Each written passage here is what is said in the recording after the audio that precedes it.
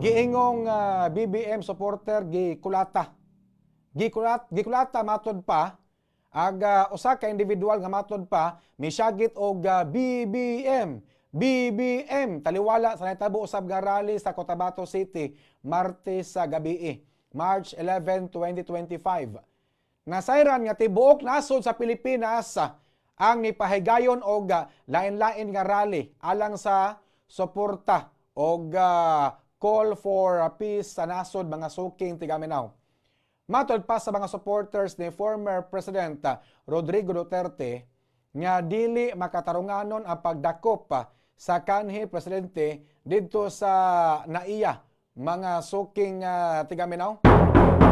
Ang mga supporters ni Duterte sa nagrally nagsigig sagit-sagit og Duterte apan doon na may usa ka buok nasagol ni sagit og BBM kulatahon bitaw mga kabumbo.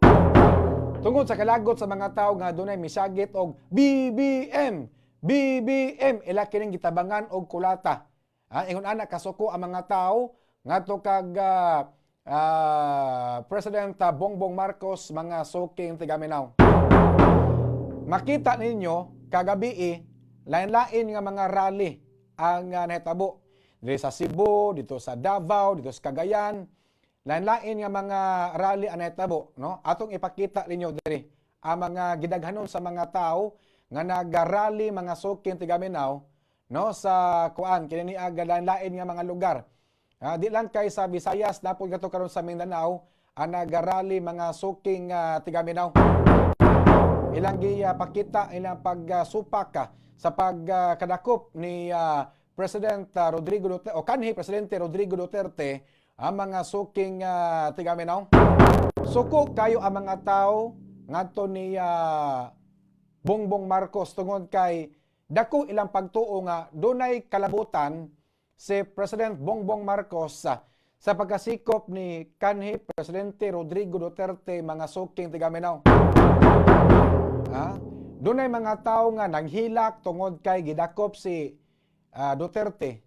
Dunay mga pulis nga apil sa pagdakop ni Duterte ang nihilaksad.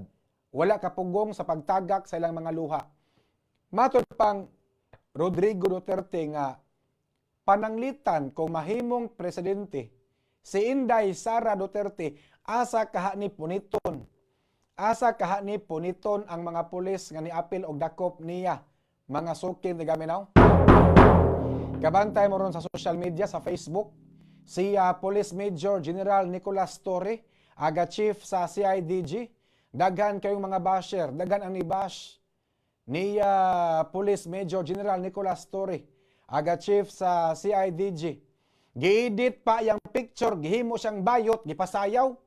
O yan na po ito'y video niya nga nagsayaw-sayaw niya ang music, day ali diri, Sabak Daddy B. Kita mo na, nag-viral sa Facebook. Nga giedit iyang naong nagsayaw-sayaw ga uniform pagpulis o niya ang music day ali diri Sabak Daddy B. Daghan kayo ang ni saway ni Torre diha sa Facebook apan bisan pa man ini bisa pag nagkamuritsing sa mga bash si Torre wala nagpatarog si Torre sa mga basher mga suking Tigaminaw. Igo rasad niya gituman kung unsay sugo gikan sa yang labaw, sugo nga nahisubay sa yaga pagka-chief sa CIDG mga kabumbo. Dagan ang nagrally kagabi.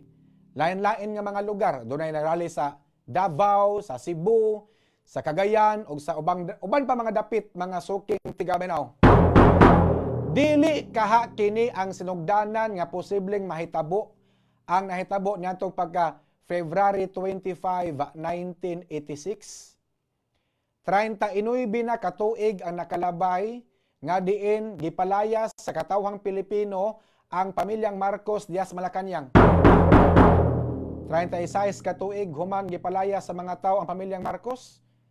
Gibalik ra usab sa mga tao ang pamilyang Marcos human sa eleksyon niadtong tuig 2022. Only in the Philippines gipalayas ang amahan after 36 years, gipuli ang anak nga mao si Bongbong Marcos mga suking Tigaminaw. Dunay nag-away sa Facebook kay managlahi ang baruganan sa pagkasikop ni Duterte. Naiuban ni Oyon nga dakpon si Duterte apan naasay uban ni Supak. Pero ako naobserbaran mas daghan ang Supak kaysa ni Oyon. Mas daghan ang wa maka Oyon nga gidakop si Duterte. Naay niingon nga nganong dakpon pa man si Rodrigo Duterte nga dili naman membro ang Pilipinas sa ICC. Dihang dapita, dili na lang ko mo palapad anang bahina tungod kay doon na pa'y mas kahibalo na ako sa balaod kung unsay role sa ICC. Mga kabombo, ako lang i-present ninyo ang issue sa dagan sa panghitabo gahapong adlaw. Sa pangutana kung unsay krimen nga nahitabo or unsay krimen nga nahimo ni Duterte, tungod kay wala man daw kuno siya'y kaso. Wala man kuno'y kaso nga gipasaka batok sa kanhi presidente. Kabantay bitaw mo gahapon sa interview or sa pagdakop ni Duterte, nangutana siya, unsa may krimen nga akong nahimo? Wa siya makabalo mga suking tigaminaw. Lahi man gud ang justice system diri sa Pilipinas og ang pamalaod dito karon sa ICC mga kabumbo. Dinhi sa Pilipinas, filean kag kaso, unya patubagon ka, pinaagi sa imong counter affidavit. Ha? Dito sa ICC, wala pa ka nakatubag sa imong kaso, wala pa ka nakaduso sa imong counter affidavit, wala pa ka naka-file o counter affidavit, nalutsa nakagwarrant mga suking tigaminaw. Pero believe sad kong Duterte mga suking tigaminaw sa nahitabo kagahapong adlaw. Kaya nagpadakop sad siya. Iyang gituman, iyang gisulti nga andam siya mapapriso. Kuno galing makalit-silitsay na ang iyang war on drugs. Kay iyang balik-balik kaniadto. Gibalik-balik ni former President Rodrigo Duterte kaniadto nga I will take full responsibility sa war on drugs. Nga daghan ang mga drug addict, drug user, drug protector, mga drug personalities ang nangamatay, mga suking tigaminaw. So yan yung giangkon ang kaakuhan. Kay mato pa niya, I will take full responsibility. Andam kuno siya mapapriso. O nagpadakop gyud siya mga suking tigaminaw. Pero yun na pa, wala ka masyat sa taro ang mga pulis ani. Wala ka masod sa laang ang Marcos administration aning hitabua. Sayod ta ka may kay ni muduwa si Rodrigo Duterte, mga suking tigaminaw. Dili basta-basta, abogado na, prosecutor na, nanggungis na sa politika. May ka na sa muhimog mga senaryo, mga suking tigaminaw nga lipaton ka mga kabumbo. Nasayod ta nga marunong kaayo si Duterte. Dugay na ni siya sa politika. Kaya ni Rodrigo Duterte nga patuyokon sa iyang mga palad ang iyang kontra sa politika. Maayo kayo ni siya og mga political strategy mga kabumbo. Iyang mga kaatbang sa politika, kaya niya nga himuon niyang kugmo. Himuon niyang kugmo. Murag kugmo nga gikulitog sa ilong o niya gilingin-lingin o niya gipatuyok-tuyok sa iyang mga kamot, mga suking tigaminaw. Pangutana, unsa may linugdangan aning tanan nining pagasikop ni Duterte. Mosamot og kasuko ang mga tawo ngadto ni Marcos unya naghinangat na bang eleksyon, delikado og maeskwala ang kining mga kandidato ni Marcos tungod sa kasuko sa mga tawo ngadto kang Marcos basin og ang iyang mga manok nga managan og senador og congressman og uban pa basta mga pildi pod noon mga kabombo tungod sa kasuko sa mga tao. Nagtuo ko nga moabot ang panahon, nagtuo ko nga kanini ang kahibalo si Duterte nga moabot ang panahon nga dakpon siya sa ICC. Nagtuo ko nga gipangandama na ning daan ni Duterte nga dakpon siya sa ICC diri sa Pilipinas. Unya gibalik-balik ni Duterte nga walay jurisdiction ang ICC sa Pilipinas tungod kay hagbay ra nga nibuwag ang Pilipinas sa ICC apan gidakop gyapon siya. Hinamdum mo niya itong pagkakuan, siya mo ay presidente, nibiya siya sa ICC, ang Pilipinas nibiya sa ICC, sadyang si Duterte mo'y presidente mga suking tigaminaw? Pangutana, wala ba'y nalapas nga due process ang PNP o ang gobyerno sa Pilipinas sa pagdakop ni Duterte mga suking tigaminaw? Na ako'y nabasahan ba, o niya, matod pas akong nabasahan, nga ang usa sa pinaka-importante nga aspeto sa balaod sa International Criminal Court, ICC, mao ang pagsunod sa Article 59, Paragraph 3 sa Rome Statute, nga nakalatid, nga si bisan kinsa man ang gidakop, adunay katungod nga muagi sa korte. Adunay katungod nga muagi sa korte sa ilang kaugalingon nga nasod. Muagi pa sa korte sa ilang kaugalingon nga nasod, alang sa interim release o temporaryo nga kagawasan, samtang gihan-ay pa ang proseso sa pag-surrender mga suking tigaminaw.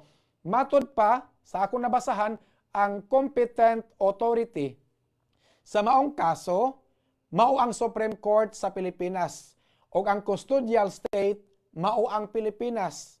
Hinungdan nga midangop sa Korte Suprema ang kampo ni Duterte gahapon adlaw.